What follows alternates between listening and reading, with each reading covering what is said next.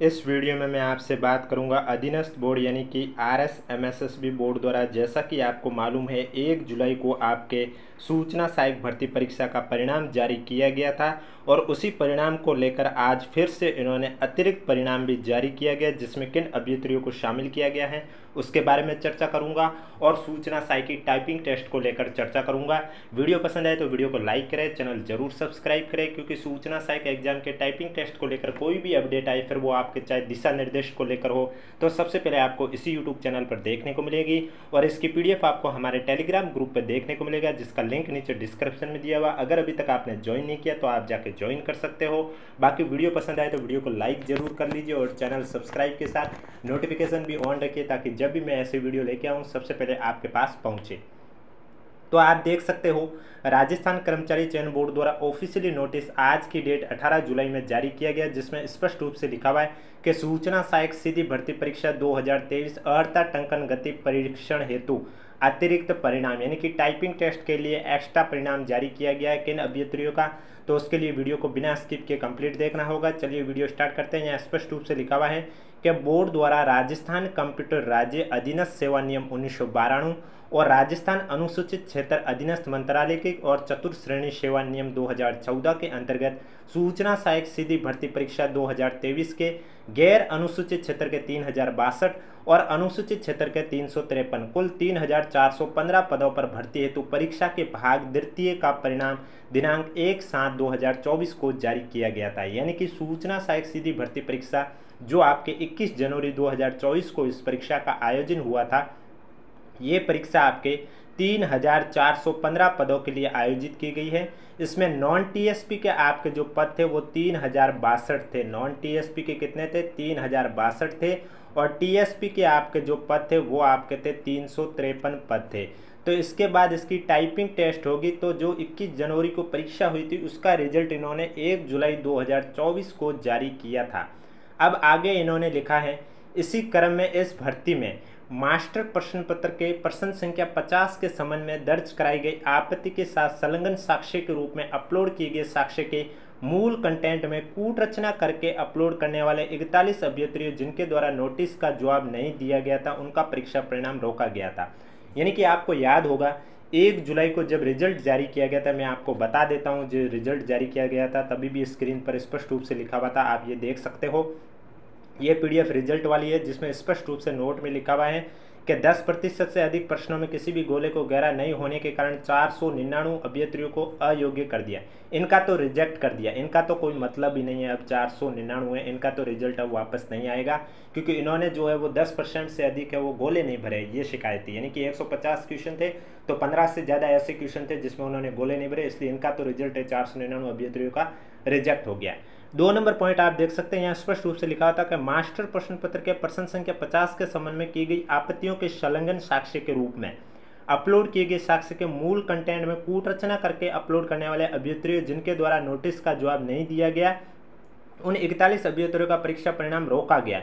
इनका रिजेक्ट नहीं किया गया, इन 41 स्टूडेंट का परिणाम है वो रोका गया है, क्योंकि आपको मालूम होगा 685-87 के करीब स्टूडेंट ऐसे थे जिन्होंने मास्टर प्रश्न पत्र के 50 नंबर क्वेश्चन है उसके जो आंसर जो आपत्ति दर्ज कराने का मौका था, तब उन्होंने जो आंसर दिया था वो कूट रचना था, यानी कि एडिट करके था, मूल कंटेंट को एडिट करके दिया गया, ऐसा बोर्ड का मानना है। और उन स्टूडेंट का कहना है कि हमने कोई एडिट नहीं किया, हमने तो जहाँ से लिया था कंटेंट वहाँ से डायरेक्ट कॉपी करके आपको उस मेल कर दिया था। यानी कि चाहे फिर वो कोचिंग से लिया हो या किसी टेलीग्राम ग्रुप से लिया हो या किसी वेबसाइट से। तो इसी को मद्देनजर रखते हुए बोर्ड ने उनको मौका दिया था, सबसे पहले 7 दिन का मौका दिया था कि आपके पास 7 दिन का मौका है, आपने जहाँ से भी वो प्रूफ लिया था हमें प्रूफ सेंड कर दीजिए, हम आपके साथ कुछ नहीं करेंगे, आपका रिजल्ट जारी कर देंगे। और उसके बाद भी कई अभ्यर्थी ऐसे थे जिन्होंने लगभग 100-200 ऐसे अभ्यर्थी थे जिन्होंने प्रूफ नहीं दिया था। इसके बाद फिर से बोर्ड ने 3 दिन का और समय दिया था कि आपके पास ये लास्ट मौका है, अब अगर नहीं दिया तो आपका भी रिजल्ट है वो रोका जाएगा। तो उसके बाद भी 41 अभ्यर्थी और बचे थे जिन्होंने प्रूफ नहीं दिया था और उनको भी बोर्ड ने कह दिया है इनका हमने रिजल्ट रोक दिया है, अब इनका रिजल्ट तभी जारी होगा जब ये प्रूफ देंगे।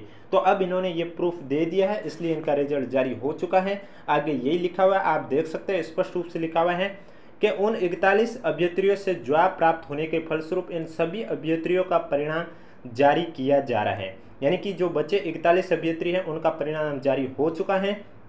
इन अभ्यर्थियों में से नीचे अंकित रोल नंबर वाले अभ्यर्थियों को उक्त परीक्षा के भाग द्वितीय अर्थात टंकन गति परीक्षा हेतु सूचीबद्ध किया गया। यानी कि नीचे जो रोल नंबर शो हो रहे हैं नॉन टीएसपी और टीएसपी के 2 कैंडिडेट है और नॉन टीएसपी के आपके 10 कैंडिडेट है। टीएसपी के 2 कैंडिडेट है और नॉन टीएसपी के 10 कैंडिडेट है। इस तरह से 41 में से 12 स्टूडेंट है जिन्हें टाइपिंग टेस्ट के लिए शामिल किया गया है।